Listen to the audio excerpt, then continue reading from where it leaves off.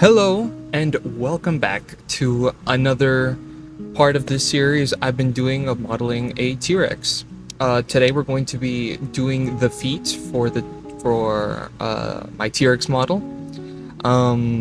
It's pretty straightforward, a lot of repetitive actions, pretty much a lot of cleaning up of the topology.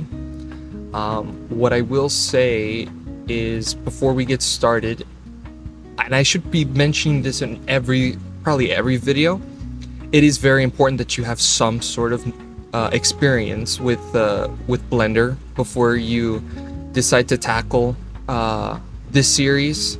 I'm trying to treat it as a tutorial, obviously.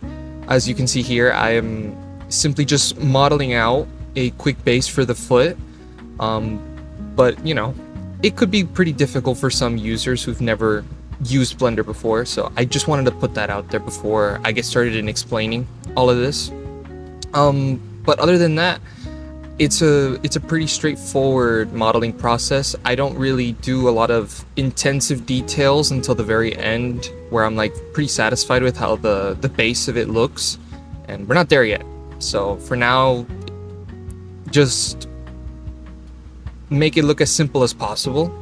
You know, make sure you get the silhouette down. As you can see, I have a reference model in the back, and I'm using that to kind of help me guide where the vertices should go, just extruding over and over again to get the proper shape I'm going for.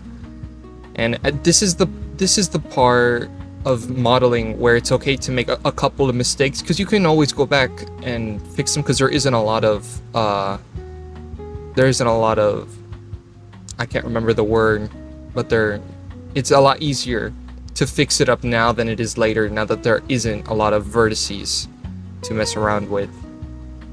So yeah, once I had the toe finished, now it was just starting to plan out where it would go to start connecting it to the foot, and that's what I'm doing here, just starting to fill in all the edges so that it's all ready for when I add the rest of the toes, and eventually when I get to adding the toes to the actual foot itself.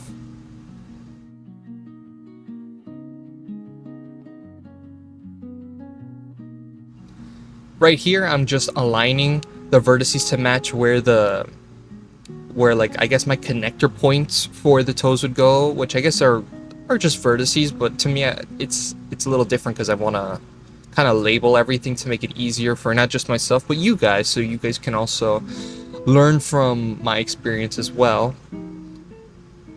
Other than that though, it's pretty much just making sure everything's connected, making sure that it all looks pretty clean as we go along. I think right now is a good time to say that, you know, at this point in the recording, or at the time of recording this specific video, my experience is not as good as it was, like, I guess a day ago. So, you know, you'll learn more and more as you go along with Blender, but this specific way I'm doing it here is going to get updated in a future video as I continue to model more dinosaurs and show you guys the process of how I do so. I will 100% be showing you guys much quicker, much better ways to be doing the feet, but for now, if you're just getting started, this is pretty good. So this is pretty much all it is. It's just, you know, filling in the edges, making sure everything's connected, filling in all the gaps, as you can see there.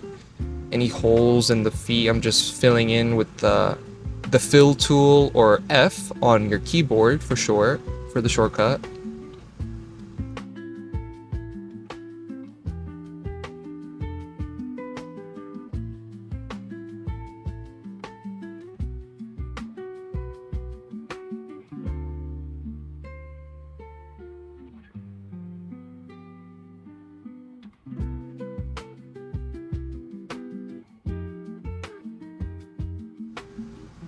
Now at this point, I did start to struggle a little bit.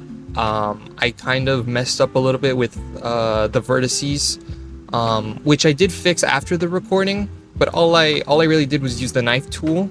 And if you know what the knife tool is, it's basically a way to give yourself extra vertices if you're lacking a few. It was pretty useful, and I probably will show what I did in the next part of this series, where I show you guys what I did to fix that issue. I still managed to, you know, fill in the vertices here. Well, no, that's the nice thing about not having a lot of vertices, is that it's easy. And there it is. There's the knife tool. There's it in play right there. And yeah, it's just filling in all the gaps until you pretty much get it all done. Always, by the way, shade smooth when you're modeling.